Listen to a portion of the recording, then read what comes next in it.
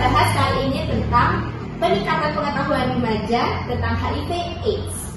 Bersama narasumber kita kali ini yaitu Kakak Haura Alfian Naswa. Boleh memperkenalkan diri, Kakak? Halo, terima kasih atas kesempatannya. Perkenalkan, saya Haura Alfian Naswa selaku edukator kesehatan kali ini. Di sini saya senang sekali bisa berbagi informasi tentang HIV kepada kalian semua. Oke, terima kasih. Selanjutnya kita kembali ke topik, yaitu tentang peningkatan pengetahuan remaja akan HIV/AIDS.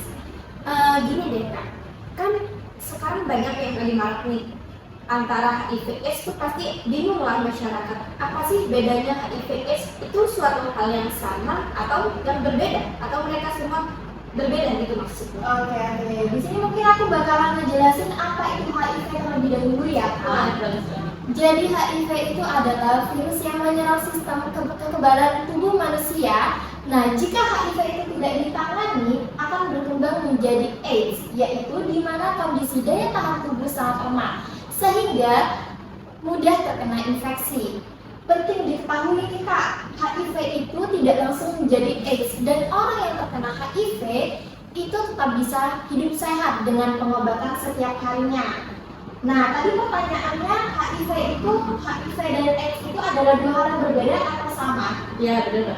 Jawabannya itu adalah dua hal yang berbeda. Karena apa? HIV itu adalah virusnya, sedangkan AIDS itu adalah kumpulan gejala akibat HIV tidak ditangani. Seperti itu, Kak. Oh, jadi HIV sama AIDS itu beda ya? Iya, betul banget.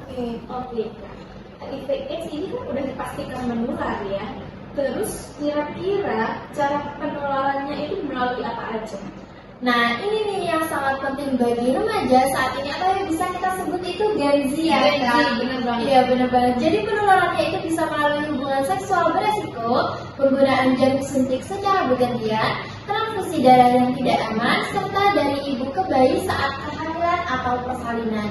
Dan perlu diketahui juga, HIV itu tidak menular melalui berjabatan tangan, berpelukan, makan bersama, atau menggunakan toilet yang sama. Begitu, Kak. Oke, dicatat nih, soalnya ini penting banget. Benar.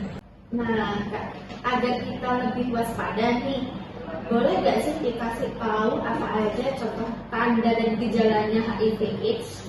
Oke, pada tahap awal itu biasanya dimulai dari demam, mudah lelah, dan pembengkakan kelenjar getah bening. Mungkin banyak sekali ya, Kak, penderita HIV itu tidak menyadari bahwa dirinya terinfeksi.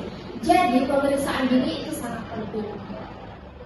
Nah, Kak, untuk HIV ini sebenarnya bisa diperiksa atau bisa diobati nggak sih?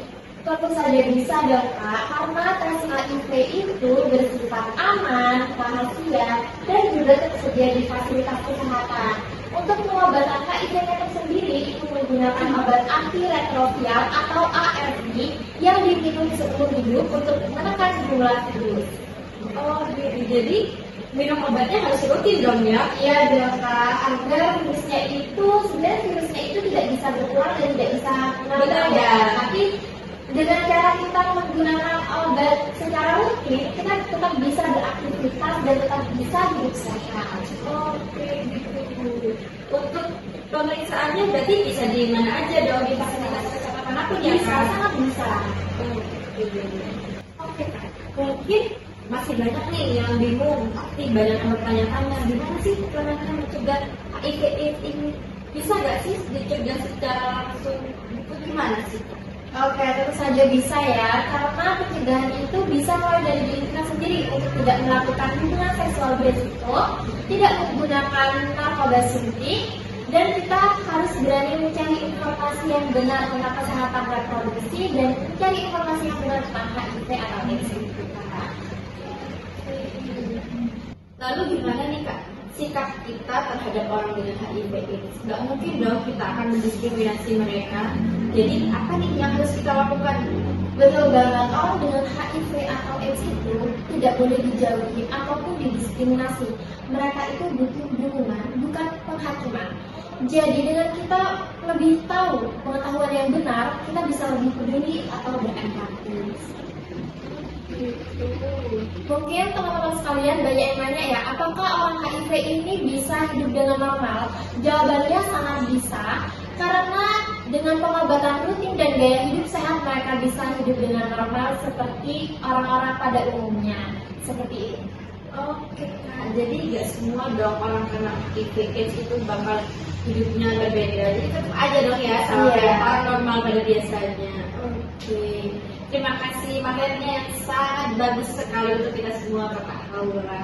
Jadi kesimpulannya adalah orang dengan HIV/AIDS itu tidak perlu didiskriminasi ya teman-teman. Mereka juga pasti bisa untuk melakukan pola hidup yang sehat, juga bisa